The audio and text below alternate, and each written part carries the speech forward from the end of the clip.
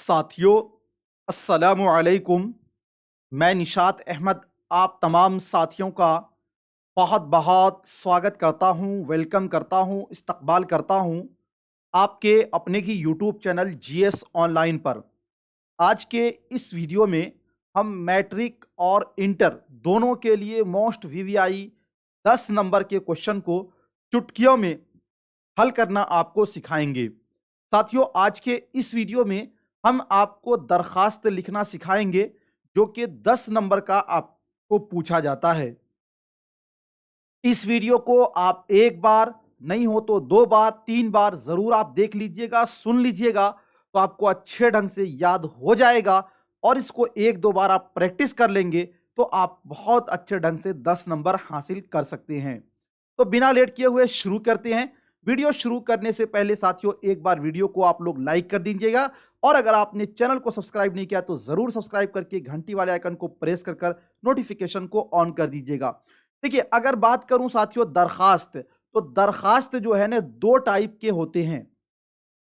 एक तो वो दरखास्त है कि जो आप किसी हेडमास्टर को लिखते हैं, या फिर साथियों किसी आप डीएम को, एसपी को, या वजीर आला को लिखते हैं। एक आपका जो लेटर है वो आप क्या अपने माँ बाप को भेजते हैं, तो दोनों में फर्क है।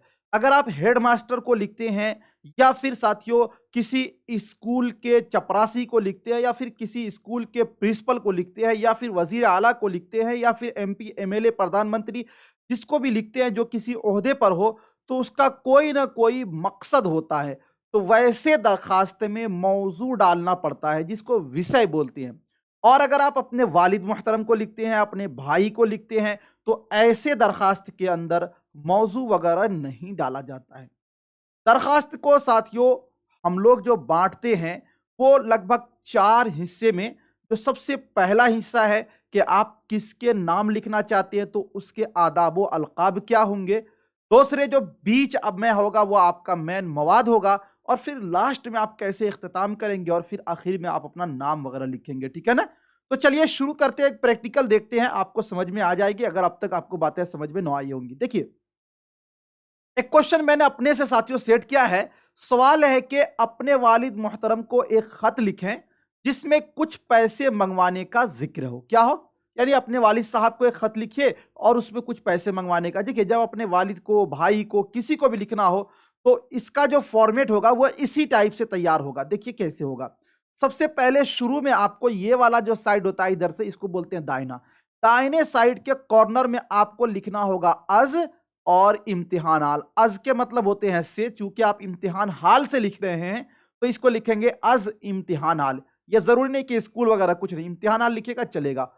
अब उसके नीचे जस्ट आपको लिखना होगा मोरखा। देखिए किसको लिख रहे हैं, वालिद मोहतरम को। मोरखा का मतलब होता है तारीख, 4 फरवरी 2022। चूंकि आज हम लिख रहे हैं तो इसलिए ये 4 फरवरी है। बाकी आप जिस दिन लिखिएगा, जिस दिन आपका पेपर होगा एग्जाम का, उसी दिन का आप डेट डाल दीजिएगा।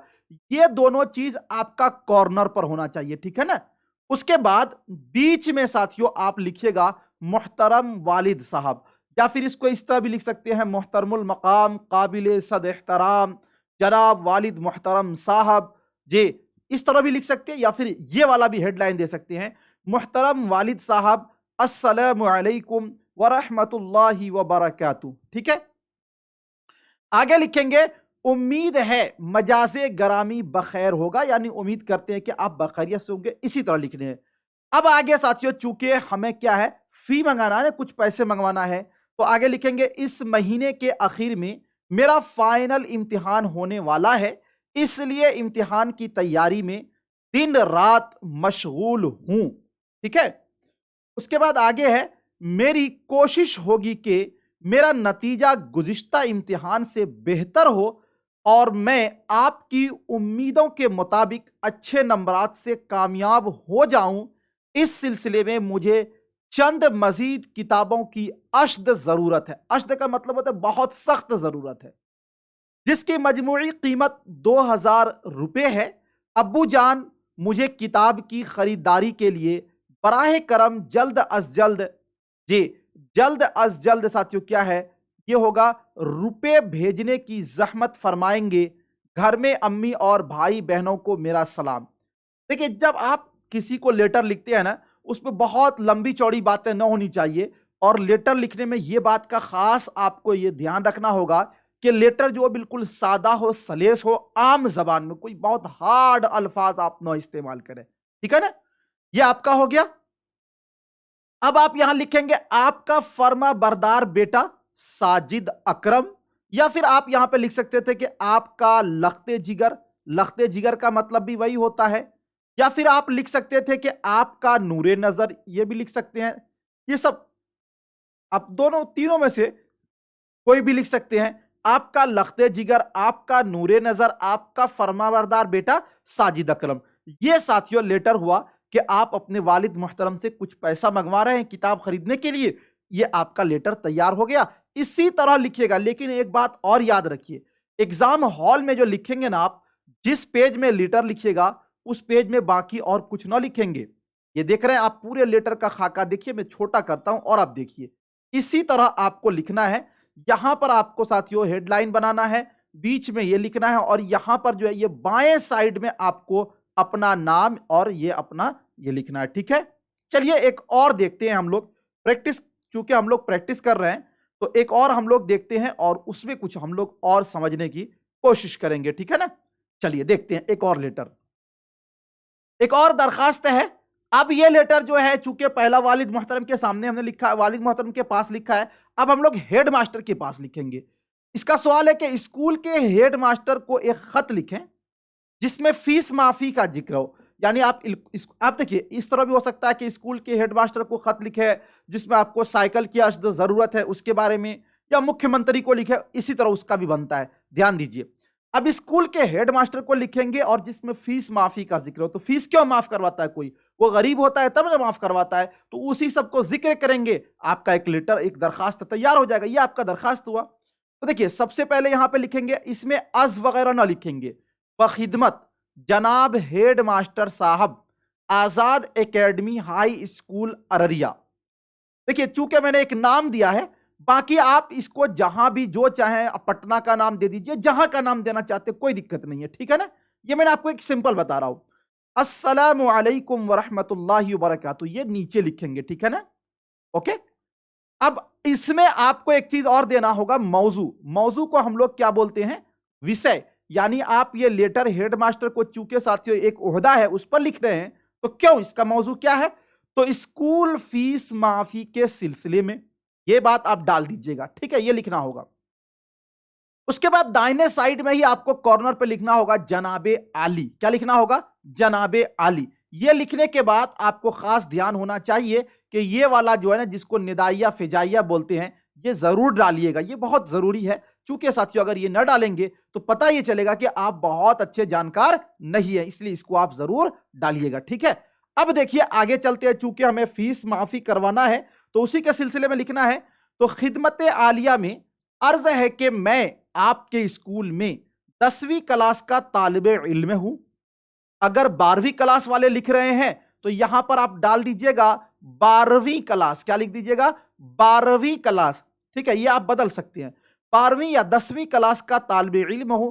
मेरे वालिद एक प्राइवेट फॉर्म में मुलाजिम हैं। हम लोग 5 भाई बहन हैं।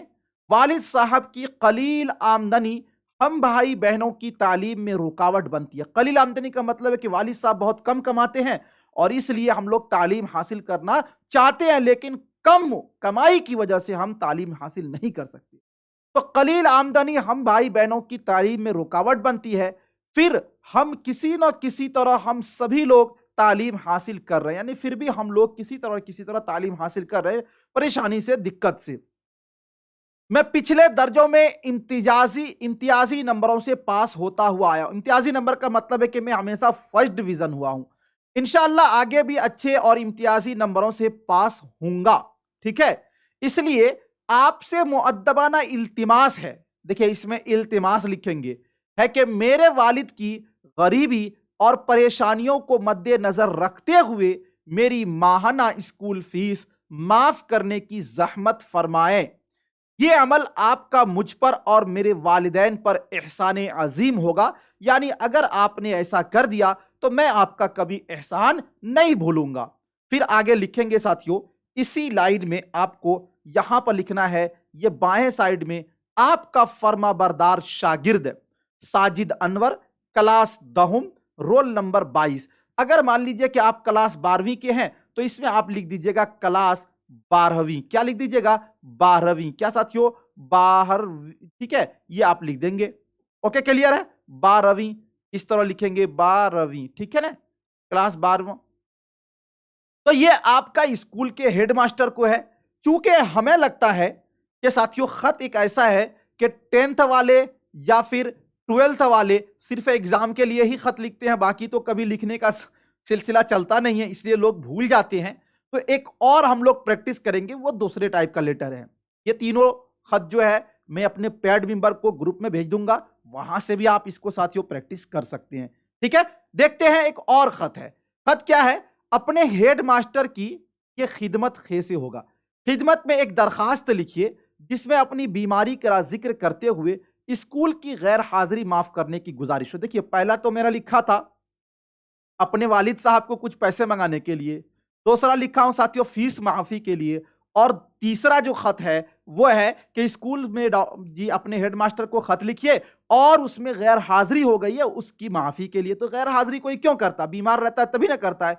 तो साथियों इसका हेडलाइन कैसे होगा? देखिए, इस खत को मैंने बिल्कुल अलग तरीके से लिखा है, और एक बात इसमें बताऊंगा कि इसका जो हेडलाइन मैंने तैयार किया है, अगर इस तरह आप किसी भी खत का मौजू तैयार करेंगे तो आपको काफी अच्छा खासा नंबर मिल जाएगा।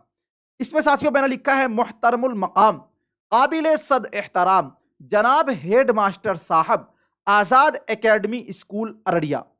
आप इसमें कहीं और का भी नाम दे सकते हैं।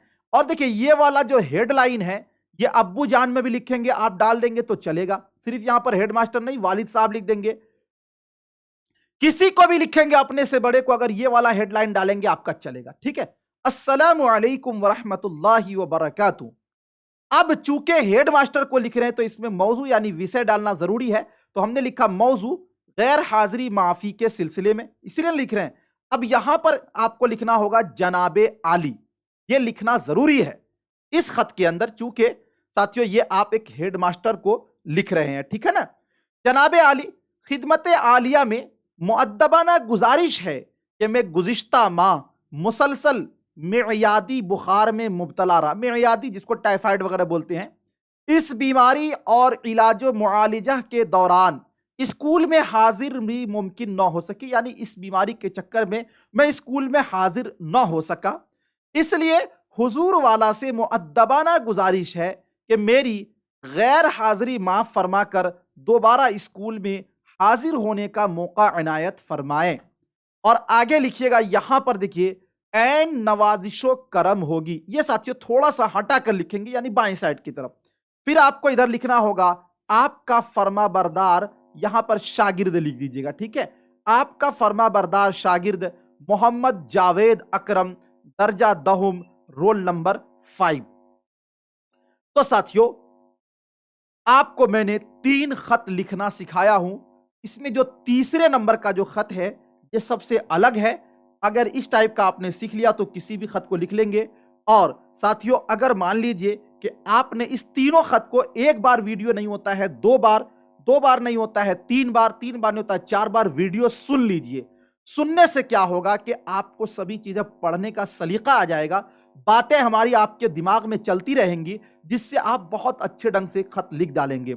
अगर मान लीजिए कि आप एग्जाम हॉल में गए, आपको इस तीनों में से किसी टाइप का खत आपको नहीं आया, कोई दूसरा आ गया, वो आपको लिखना नहीं आ रहा, तो हेडलाइन यही बना दीजिएगा और इसी खत को भी आप लिख देंगे ना, तो फिर भी आपको नंबर साथियों मिल जाता है। ये आपको बहुत पॉइंट वाली बात बता रहा हूं, ठीक है ना। बाकी आमतौर पर यही होता है, वालिद साहब को, हेडमास्टर को या फिर मुख्यमंत्री को लिखना पड़ता है एक खत जिसमें साइकिल का जिक्र होता है, ठीक है ना जी। तो यही 3 खत आपको आमतौर पे आते हैं। बाकी एक दो और मैं प्रैक्टिस कर दूंगा। साथियों आपकी जानकारी के लिए बता दूं कि बिहार बोर्ड मैट्रिक जो 2022 की तैयारी कर रहे हैं, इनके लिए साथियों हमारे जीएस ऑनलाइन यूट्यूब चैनल पर 7 फरवरी से 6:15 पर साथियों एक लाइव क्लास चालू होने जा रहा है। और इस क्लास में सिर्फ और सिर्फ 10 दिन में, यानी 17 फरवरी से आपका एग्जाम है, 10 दिन में पूरे सिलेबस को कंप्लीट कर दिया जाएगा और घोल कर आपको पिला दिया जाएगा।